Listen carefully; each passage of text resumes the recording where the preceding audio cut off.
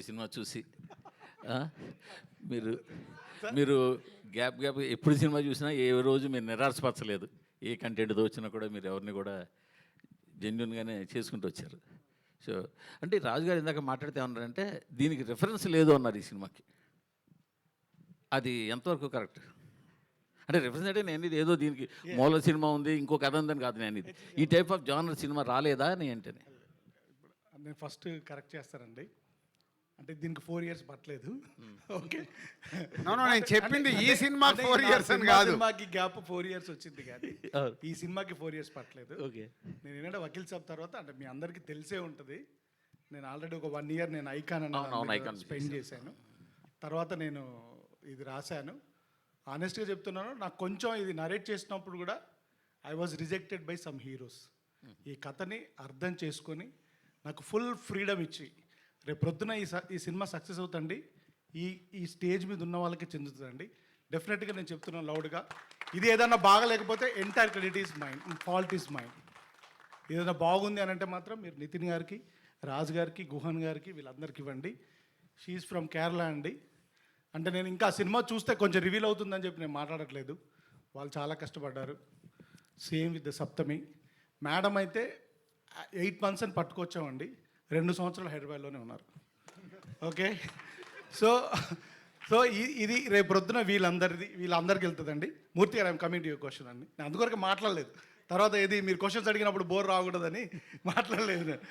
Okay, so కొంచెం time పట్టిందండి. ఎందుకంటే మీకు తెలుసండి, యూజువల్గా మనం చేసుకున్న అంటే ప్లాన్స్ ప్రకారంగా సినిమాలు వెళ్ళవు. ఎందుకంటే అంటే ఇది అన్నీ కూడుతున్నాయి కదా సార్ ఒక షూటింగ్ జరిగేది. సో మాకు వెదర్ ఇష్యూస్ వచ్చాయి, చిన్న షెడ్యూల్ ఇష్యూస్ వచ్చాయి, డేట్ ఇష్యూస్ వచ్చాయి. అంటే ఆనెస్ట్గా అప్పుడు హీరో గారు కూడా ఈ వాంటెడ్ టు డూ అంటే ఫాస్ట్గా చేయాలని, తను కూడా ఫాస్ట్గా ఒక 2 movies ఉన్నప్పుడే మేము ఈ సినిమా స్టార్ట్ చేశాము.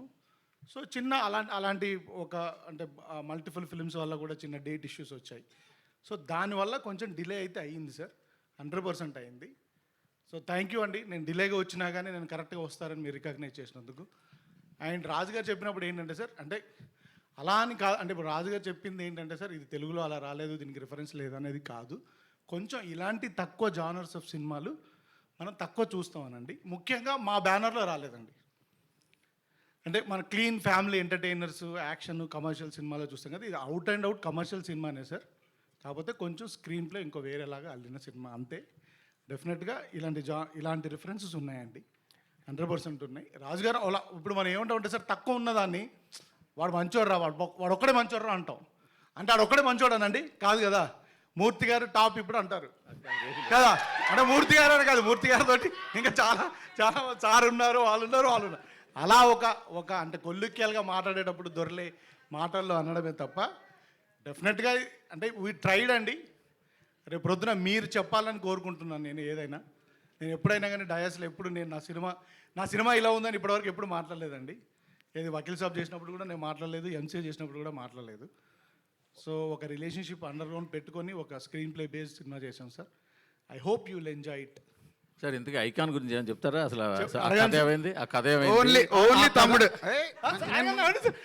నేను ఒప్పుకోను. నేను ఒకటి చెప్పలేడు సార్. ఆ కథ అలాగే ఉందా ఏంటి? కథ అలాగే ఉందా? నేను ఒప్పుకోను, ప్రొడ్యూసర్గా నేను ఒప్పుకోను.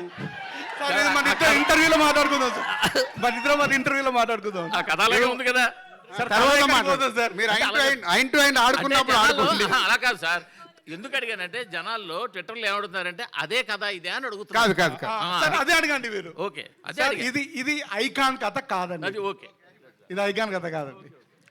రాజుగారు సార్, రాజుగారు, నితిన్ గారు, రాజుగారు, నితిన్ గారు